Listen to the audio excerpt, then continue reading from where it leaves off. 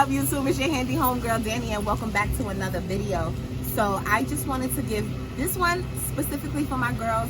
I know guys, y'all know a lot about cars and stuff, but I know a lot of women, we a lot of times are afraid to even touch or lift up our hood when it comes to our vehicles. And in today's video, I'm going to show you guys how to check the oil level in your car. So if you're in between oil changes and you can't quite get there like myself right now, I'm going to check and make sure that I have suitable level of oil, and if not, I'm going to go ahead and add some in before I get to my next oil change.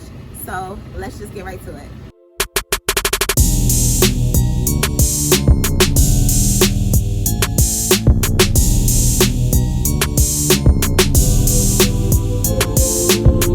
So obviously the first thing you want to do is lift up your hood on your vehicle. So some places that you want to take a look at. So this is your engine oil stick.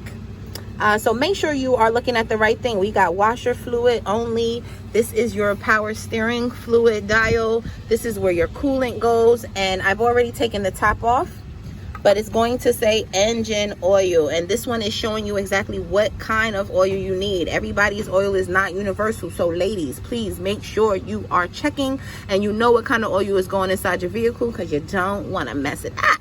So you're going to take the cap off.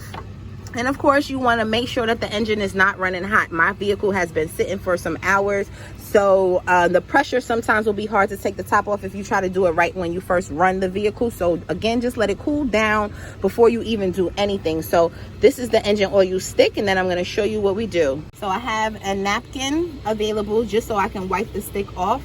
So I'm just going to simply pull the stick all the way out. The first thing you want to do is wipe it all the way off. That way you can get a good gauge on where your oil is. So you'll see there's a minimum sign here. So the minimum's here and the maximum is over here. So once it's clean, we're going to just take a dip right back in. And it's like a snake in your toilet. So just make sure it's all the way in. And then I'm going to take a look. That thing drier than the Sahara Desert. Okay, it's dry.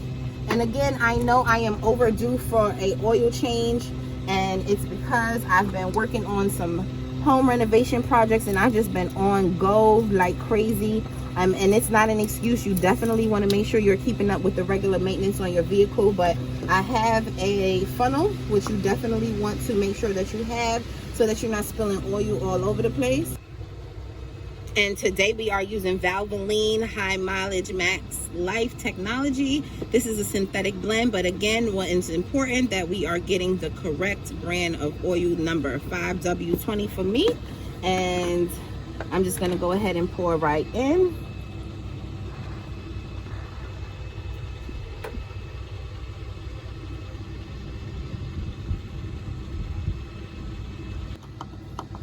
All right, so I poured just a little bit in. And again, I don't need to fill it all the way up. I mean, because it's dry, I probably could.